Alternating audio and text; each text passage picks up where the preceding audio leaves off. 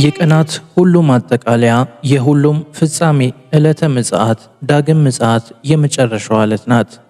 ቀን የምትባለው ከዕለተ ፍጥረት ጀምሮ ያለው ስጋዊና ደማዊ ፍጥረት ሁሉ ፍጻሜውን የሚያገኝባት፣ ክፉም ደጉም የሰራው እንደየሥራው መጠን ዋጋውን የሚቀበልባት የጭንቅ የመከራ ቀን፣ ይህ ዓለም የሚያልፍባት የሁሉም ፍጻሜ የሆነች ቀን ናት። ጌታችን ስለሚመጣባት የጌታ ቀን ተብላም ትጠራለች። ስለዚህ የመጨረሻዋ ቀን ዕለተ ምጽአት ወይም በሌላ አነጋገር የፍርድ ቀን ስለተባለችው ነቢያት ራሱ ጌታችንና ቅዱሳን ሐዋርያት አስተምረዋል። ቀዳማዊ ምጽአቱን እንደ ዘር፣ ዳህራዊ ዳግም ምጽአቱን እንደ መከራ አድርጎ ዓለም ይጠብቀዋል። በመጀመሪያው ምጽአቱ ትሕትናውን፣ በዳግም ምጽአቱ ግርማውን ዓለም ሁሉ ያያል። መጀመሪያ በትሕትና መጣ፣ ዓለምን አስተማረው። በኋላ በግርማ መንግሥት በክበበ ትስብእት ይመጣል። ይህ የጌታ ቀን ተብሎም ይጠራል።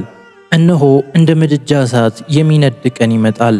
ትዕቢተኞችና ኃጢአትን የሚሰሩ ሁሉ ገለባ ይሆናሉ። የሚመጣውም ቀን ያቃጥላቸዋል። ታላቁና የሚያስፈራው የእግዚአብሔር ቀን ሳይመጣ ነቢዩ ኤልያስን እልክላችኋለሁ።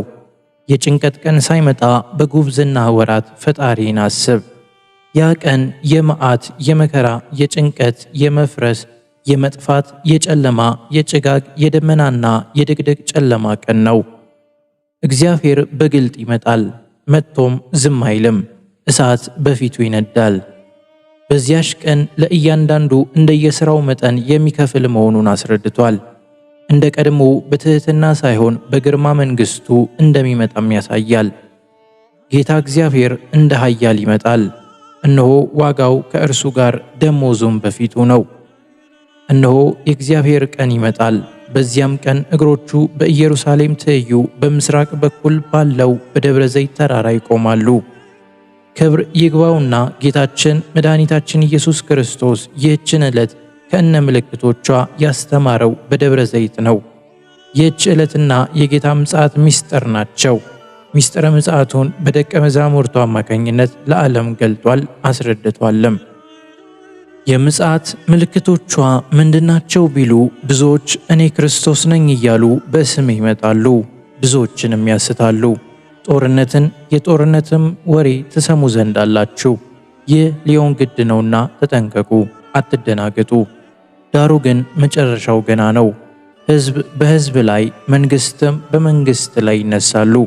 በየሀገሩም ረሃብ፣ ቸነፈር፣ የምድር መናወጥ በልዩ ልዩ ስፍራ ይሆናል። እነዚህም ሁሉ የምጣር መጀመሪያዎች ናቸው። ያን ጊዜም ለመከራ አሳልፈው ይሰጧችኋል፣ ይገድሏችሁማል። ስለ ስሜም በሰዎች ሁሉ ዘንድ የተጠላችሁ ትሆናላችሁ። ያን ጊዜም ብዙዎች ሃይማኖታቸውን ይለውጣሉ፣ እርስ በርሳቸውም አሳልፈው ይሰጣጣሉ፣ እርስ በርሳቸውም ይጣላሉ። ብዙዎች ሐሰተኞች ነቢያትም ይመጣሉ፣ ብዙዎችንም ያስታሉ። ከዓመፅም ብዛት የተነሳ ፍቅር ከብዙዎች ዘንድ ትጠፋለች። እስከ መጨረሻው የሚጸና ግን እርሱ ይድናል። በሕዝብ ሁሉ ላይ ምስክር ሊሆን ይህ የመንግሥት ወንጌል በዓለም ሁሉ ይሰበካል። ያን ጊዜም ፍጻሜው ይደርሳል። በዚያን ጊዜ የሰው ልጅ በክብሩ ከቅዱሳን መላእክት ጋር በዙፋን ይቀመጣል። አሕዛብ ሁሉ በፊቱ ይሰበሰባሉ። እረኛም በጎቹን ከፍየሎቹ እንደሚለይ እርስ በርሳቸው ይለያቸዋል። በጎች የተባሉ ጻድቃንን በቀኝ፣ ፍየሎች የተባሉ ኃጥአንን በግራ ያቆማቸዋል። ሙታንን ያስነሳቸዋል፣ ሙታን ይነሳሉ። በመቃብር ያሉ ሬሳዎች ሕያዋን ይሆናሉ። ከአንተ የሚገኝ ጠል ረድኤት ሕይወታቸው ነውና እንዲል ቅዱስ መጽሐፍ። የዘላለም ሕይወት ይሰጣል። ሕይወት ለማይገባቸውም የዘላለም ቅጣት ይፈረድባቸዋል። በመቃብር ያሉ ድምፁን የሚሰሙበት ሰዓት ይመጣል። መልካም ያደረጉ ለሕይወት ትንሣኤ፣ ክፉም ያደረጉ ለፍርድ ትንሣኤ ይነሳሉ።